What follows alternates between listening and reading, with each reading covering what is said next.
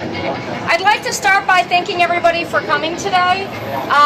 This is our candidates, cocktails, and climate action, and so we're very happy to see all of you show up today, and we're happy that we have some existing office holders and some people who are running and hopefully coming into office this next session show up and be part of this important conversation. So tonight's event is being hosted by ECRI, which is the Environment Council of Rhode Island. That's a group that's membership is comprised of a lot of the environmental groups in Rhode Island. So we represent a lot of different interests, but it's all this common theme around the environment. ECRI does quite a bit of policy work, and Jerry Elmer is here. He's the president of ECRI, and he's going to give us a little bit more insight in a few minutes on that. And then Fred Presley from the town of West Warwick is he's the city manager for West Warwick, and he's going to talk about some of the exciting work that they're doing there and how important legislation has been to be able to get that work done. So tonight I'm going to talk just a few minutes about carbon pricing. So I'm with Energize Rhode Island, who's co-sponsoring this event with ECRI. And we're a group of environmentalists, business owners, faith groups, and academics who are all very interested in seeing policy around carbon pricing and carbon reduction getting passed in Rhode Island. So I'm just going to take a few minutes and talk about what exactly carbon pricing is and what it looks like in Rhode Island and what we've been working to try and get passed here in the state. So currently the state of energy use in Rhode Island is just not sustainable. We rely heavily on the burning of fossil fuels, and even if we look at our conversion to cleaner fossil fuels, I think the evidence is really showing that that's not sustainable, and that we actually need to move quicker than we thought we did to get off fossil fuels. One of the answers to reducing our carbon output into the environment is doing carbon pricing. And carbon pricing policies have been enacted in different parts of the world. The most close example to us would be in British Columbia. And they instituted a carbon pricing policy there, and it's been successful. And there are several other states in the United States that are actually looking into a similar policy. Rhode Island, I would love to be able to say, instead of, well, what did Massachusetts do? Okay, well, let's try and do that. I would love for Massachusetts to say, what did Rhode Island do? I would love for Connecticut to say, what did Rhode Island do? We have the first wind farm in the United States. I think we should have the first carbon pricing policy as well. And it doesn't need to be a competition, but it can be a collaboration. Rhode Island can be first, or we can do it with our neighbors. Whatever the case is, somebody needs to be first, and this is a policy that's really important, and we need to get adopted in the United States and lead the way to a national policy. So we are a coalition. Energize Rhode Island is a coalition that's working to try and get that done here in Rhode Island. And we're working with partners in other states to see what they're doing, to learn from their experiences, and hopefully partner and be part of a coalition and get carbon pricing in the United States, one state at a time or on the national level. So we know that our current state of energy use and production isn't sustainable. And what happened in Paris last December really speaks to that. We know that our energy policies are not working, they're not sustainable, and actually what came out of Paris is that we're all coming up with these plans about carbon reduction, but it's still not enough. So almost 2 years ago now, the state of Rhode Island passed the Resilient Rhode Island Act, and for those of you who don't know, that established many things, but there's two critical things that came out of that. One is that it established the Executive Climate Change Coordinating Council, otherwise known as the EC4. And that basically is a group that's charged with planning for and monitoring climate change action in Rhode Island. It's a group that's made up of all the many of the administration departments in the state, and they've come forth with a plan, long range, very big, comprehensive plan about adaptation and mitigation to climate change. The other thing that the legislation did was establish an emissions reduction goal a greenhouse gas emissions reduction goal for the state of Rhode Island. And specifically, it has a few benchmarks, but ultimately it says that we have to get to 80% emissions reduction by 2050. That was a bold action that was taken by the state, and it's an aggressive thing that we need to do. But what came out of Paris actually says that's not even going to be enough.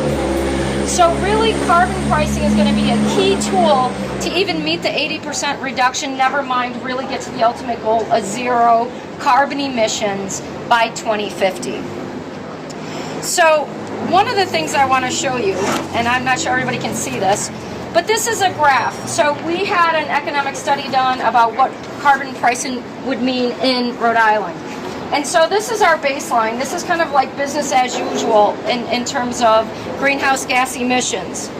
This yellow line represents what just one policy could do, and that's carbon pricing.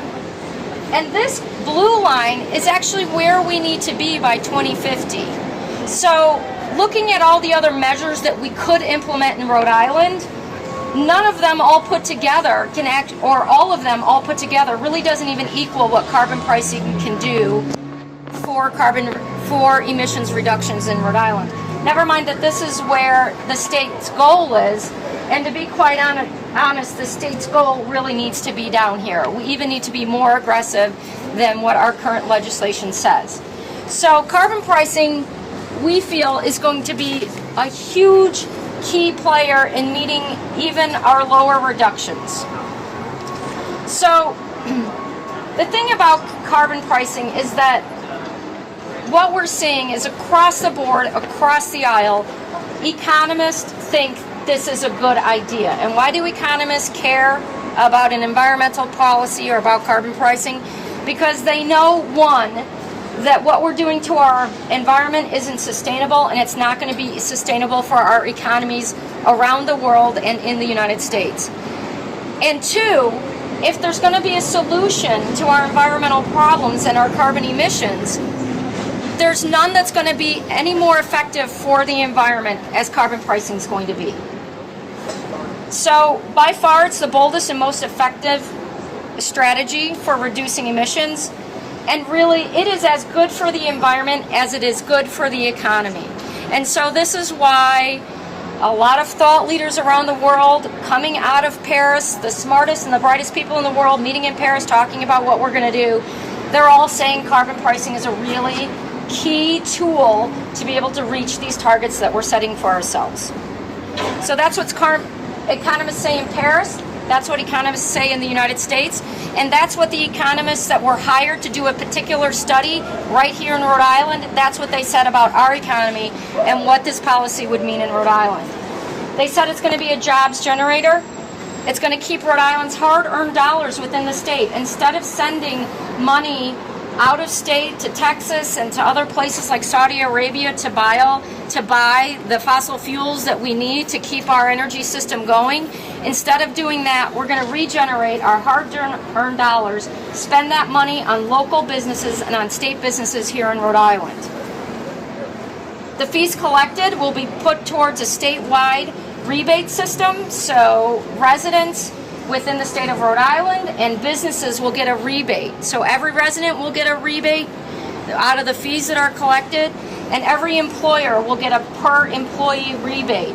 And this is designed to offset the cost, the additional cost that we're going to be spending on the carbon pricing. So as we buy our fossil fuels, there's a price on the fossil fuels that we'll get, although the charge is charged to the suppliers and the sellers and the producers of the fossil fuels, we all know that's going to trickle down.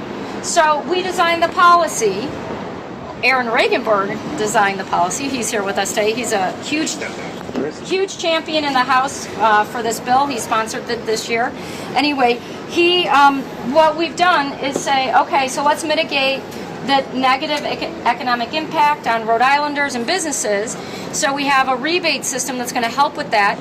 So not only do you get a rebate, but there's going to be money put into a clean energy and jobs fund.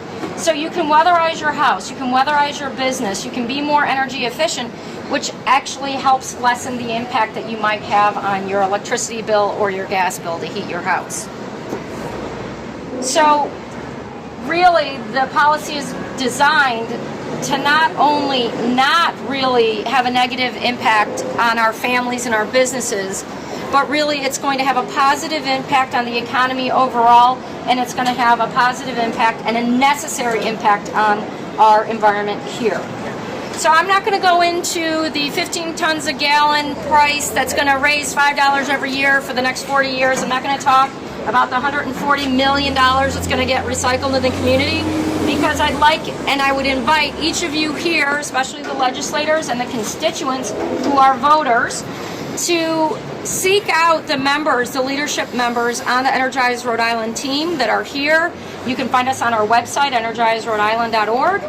And I'd like to sit down with each of you, have one of us sit down with each of you, and I invite you to have a conversation about the merits of this policy and carbon pricing overall.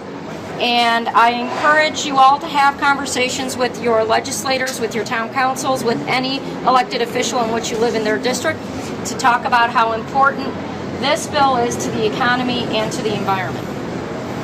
So